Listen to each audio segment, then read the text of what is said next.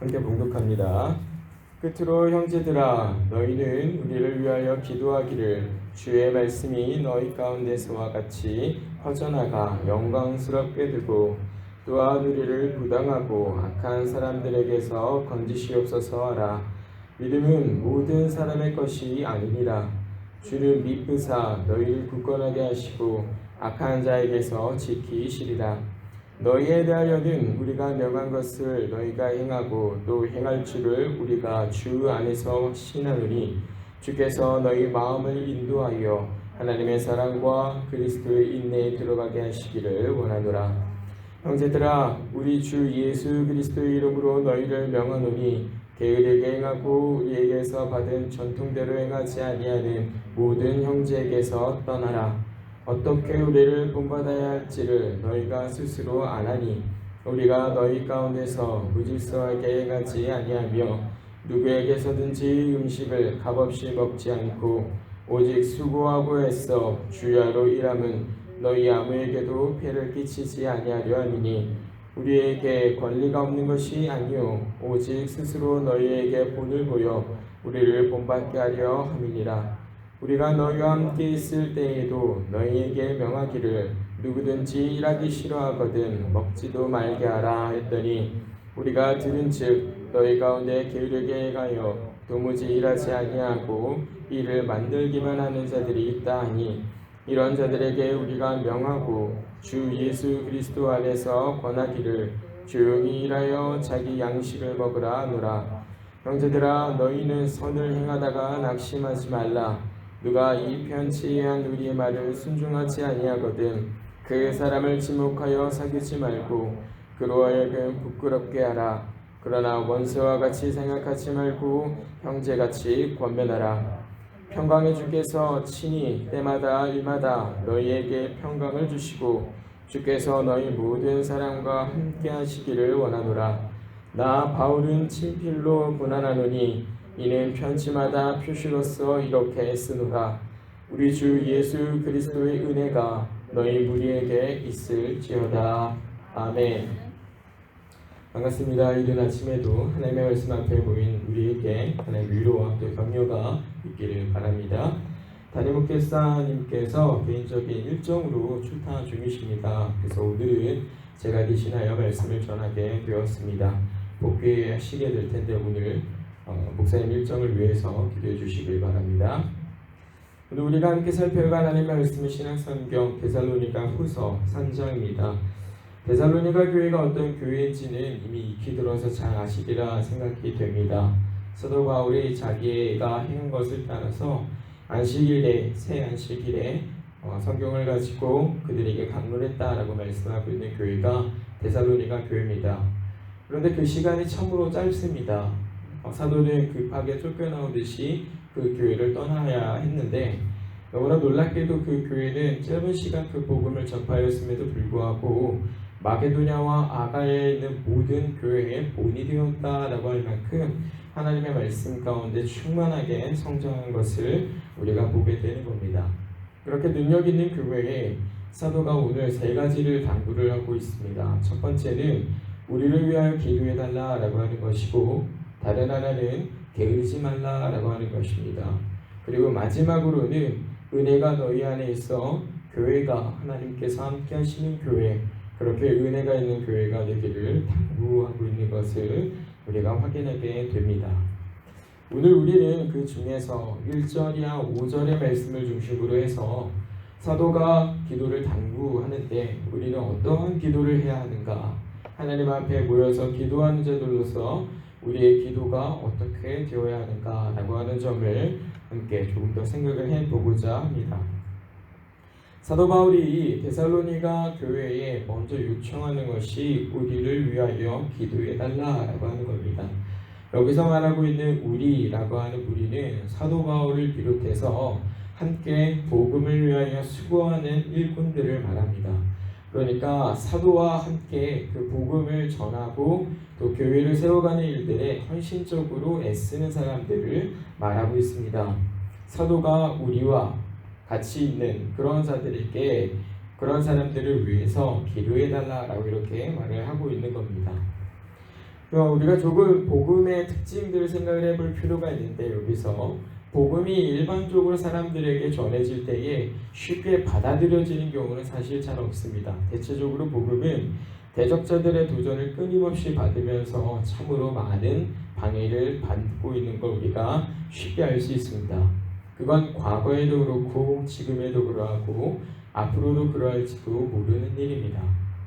예를 들어서 우리가 구약의 선지자들의 모습이나 신약 성경 가운데에 우리 주님께서 말씀을 전하시다가 배척당하는 일들, 그리고 사도들이 말씀을 전하다가 배척당하는 일들을 떠올려 보면 참으로 그러하다라고 하는 것을 쉽게 알 수 있을 것입니다.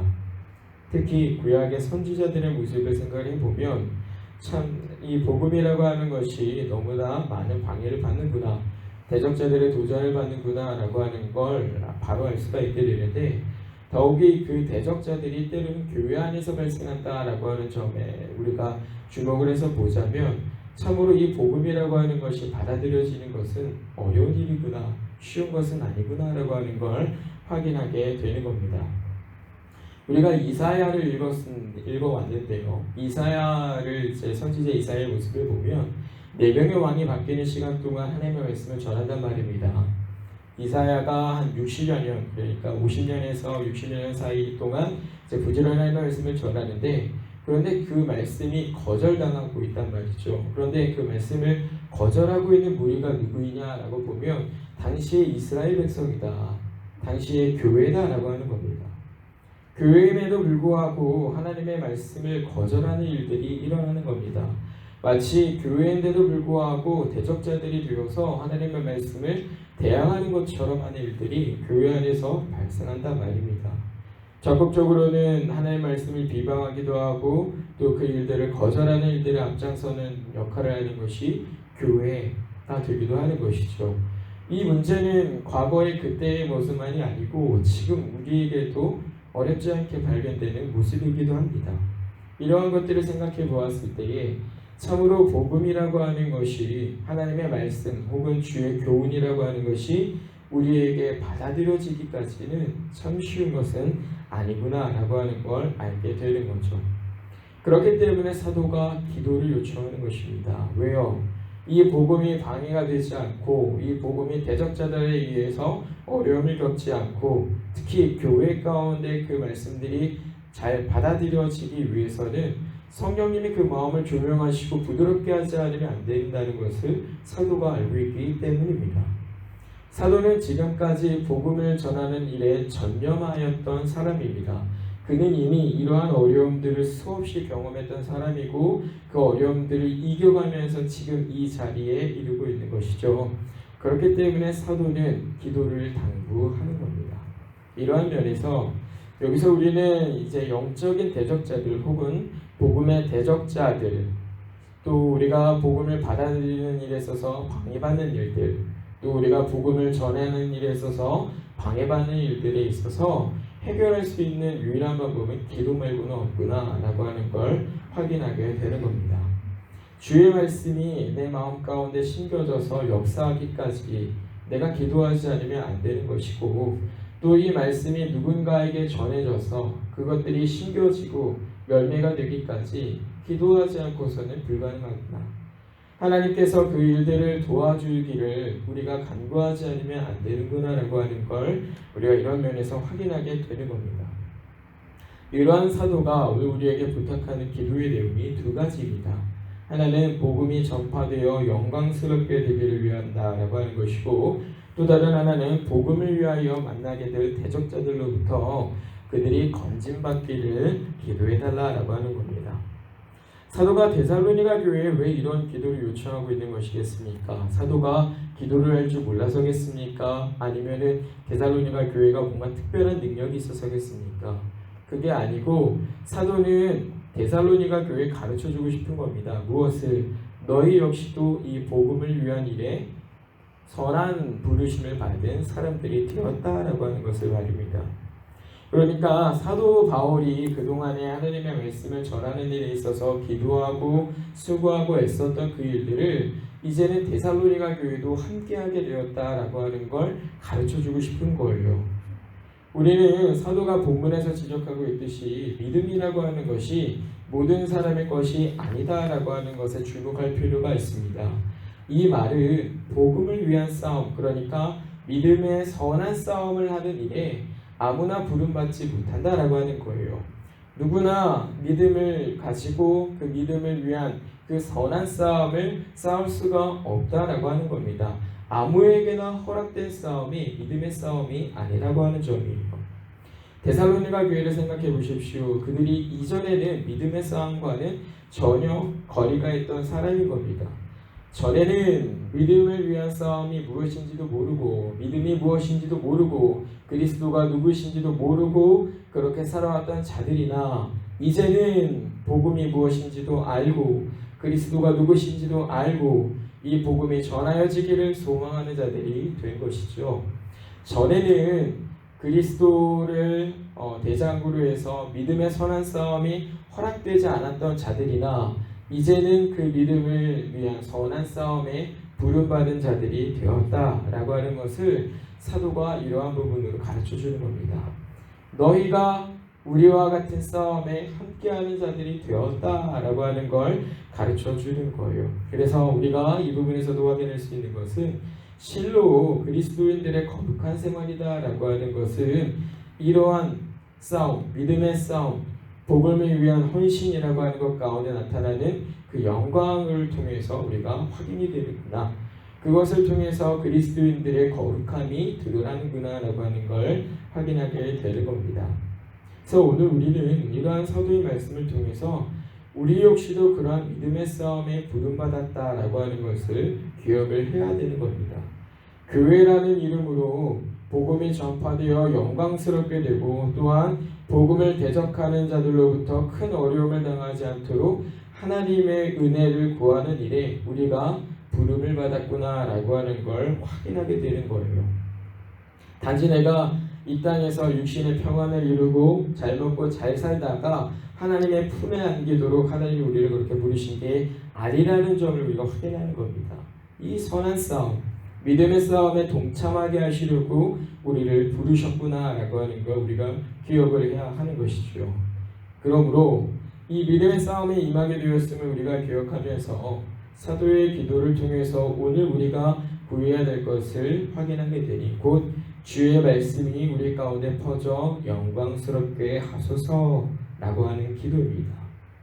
그러니까 우리가 일 목적으로 우리를 사용하고 일하시는 미쁘신 하나님께 우리는 공통된 기도 혹은 공통된 간구로서 이 기도의 제목을 가지고 있어야 된다라고 하는 거죠.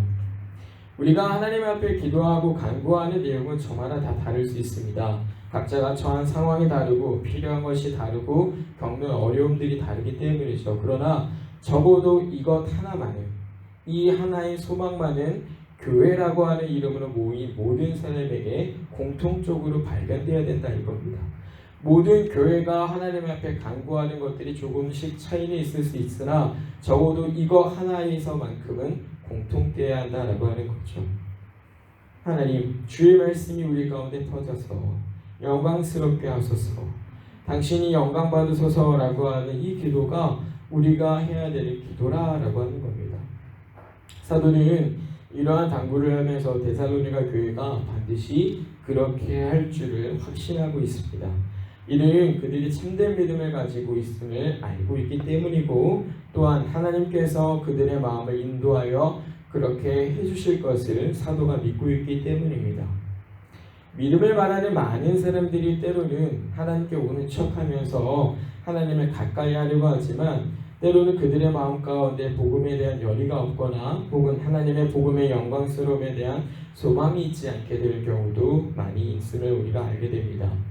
그렇게 하나님을 찾게 되었을 때 사실은 하나님을 가까이 하는 게 아니라 하나님과 멀리 떨어져 있는 것과 다르지 않다는 걸 우리가 기억을 해야 해요. 왜냐하면 그러한 복음의 열이라고 하는 것 혹은 하나님의 말씀이 우리 가운데 전파되고 그들이 영광스럽게 되기를 바라는 마음이 없다면 우리 마음 가운데는 탐욕스러운 것들만이 자꾸 나타나게 될 것이기 때문입니다. 탐욕스러운 마음으로 하나님을 찾기는 찾았으나 하나님의 말씀이 어찌 되었건 주의 교회가 어떻게 되었건 그 교훈이 어떻게 되었건 관심을 두지 않는 겁니다. 그건 어떻게 되었건 상관없는 거예요. 내가 들은 이 하나님의 말씀이 내 안에서 어떤 역사를 하시는지, 우리 교회 가운데 어떤 역사를 이루실지 그런 건 아무런 관심도 없게 되는 겁니다. 그냥 내가 하나님 앞에 바라는 것들을 가지고 나왔는데 그것들이 하나님 앞에 탐욕스러운 것에 그치게 된다면 그건 하나님을 가까이 하는 게 아니라 이겁니다. 아니라. 그래서 참으로 오늘 우리가 이런 말씀을 보면서 하나님을 섬긴다라고 한다면 혹은 참된 믿음을 가지고 있다라고 한다면 사도의 이러한 당부 속에서 우리 마음 가운데도 벅찬 기도가 나오게 될 것임을 확신하게 되는 것이죠. 왜요? 믿는 자들이 이 땅에서 갖는 참된 소망은 무엇이기 때문입니까? 주님의 재림과 함께 복음이 온 땅에 퍼져서 믿는 자들의 수가 더해지고 하나님께서 그것으로 홀로 영광 받으시는 것이 성도가 이 땅에서 갖는 참된 소망이기 때문에 그렇습니다. 그러니 사도의 이 기도 요청 가운데서 그렇구나, 내가 이러한 믿음의 부름을 받았구나, 내가 이런 선한 싸움 가운데 부름을 받았구나, 내가 이걸 가지고 기도를 해야 되는구나 라고 하는 복잡한 마음이 일어나지 않을 수가 없는 거예요. 이 작은 입술을 읊조리는 그 기도에 하나님이 응답하셔서 진정으로 우리 가운데 하나님의 말씀이 퍼져가고 그것들이 영광스럽게 되고 그것들이 우리 교회뿐만 아니라 이 땅 가운데 다 퍼져간다면 그것이 얼마나 기쁘고 즐겁고 행복한 것이겠습니까? 사랑하는 성도님들, 오늘 우리는 함께 읽은 본문을 통해서 우리가 참으로 이 땅에서 소망하고 함께 간구해야 될 기도는 주의 말씀이 우리 가운데 퍼져 영광스럽게 하소서라고 하는 것임을 교훈을 받습니다. 오늘 우리의 삶을 통해서 복음을 나타내시는 하나님께서 우리에게 이와 같이 해주시기를 우리가 같이 기도하십시다. 하나님의 말씀이 우리 교회에 그렇게 퍼져가서 그것들이 영광스럽게 되기를 간절히 기도하십시다. 그것이 오늘 내 삶에 그리고 우리의 삶에 그리고 우리의 교회에 그리고 우리 교회를 넘어서 주님을 머리로 하는 그의 몸된 모든 교회 위에 이러한 은혜가 있기를 함께 기도하십시다. 그리고 지금도 세계 각지에서 자기들의 목숨과 자기들의 모든 것들을 내어놓고 이 복음이 전파되기를 기도하며 수고하고 애쓰는 모든 일꾼들 위에 동일한 은혜가 있기를 함께 기도하십시다. 받은 말씀을 따라서 오늘 내 삶에 그리고 우리의 삶에 그리고 우리의 교회에 그리고 주님을 머리로 하는 모든 교회 위에 이 복음의 영광이 밝게 빛나길 기도하며 살아가는 오늘 한날이 되시길 주님의 이름으로 부탁을 드립니다. 기도합니다. 하나님 아버지 참으로 감사합니다. 우리를 부르시고 믿음의 선한 싸움 가운데 세우시니 참으로 감사합니다. 사도와 데살로니가 교회가 먼저 싸웠던 그 믿음의 싸움을 이제 우리가 이어가게 하시니 참으로 감사합니다. 주여, 당신의 말씀이 우리 가운데 퍼져 영광스럽게 하옵소서. 우리의 삶에 그리고 내 삶에 그리고 우리의 교회에 우리 교회를 넘어 당신의 모든 교회 위에 이 은혜가 있기를 기도하오니 하나님 우리에게 은혜를 베풀어 주시옵소서. 우리가 이 땅에서 바라야 한 가지 소망이 이것인 줄을 믿습니다. 주의 말씀이 전파되기를 기도하며 또 그것들이 방해받지 않기를 기도하며 그것들이 영광스럽게 되기를 기도하며 살아가길 소원하오니 우리의 마음을 주장하여 주시옵고 가슴 뛰고 벅찬 마음으로 이 기도의 제목을 가지고 살아가는 오늘의 한날과 또 우리의 평생이 되게 하여 주옵소서. 주께서 우리에게 선한 것으로 갚아주실 줄 믿사와 이 기도를 드리오니 하나님 우리에게 당신의 영광을 밝히 드러내 주옵소서. 감사드리며 예수님 이름으로 간절히 기도드리옵나이다. 아멘.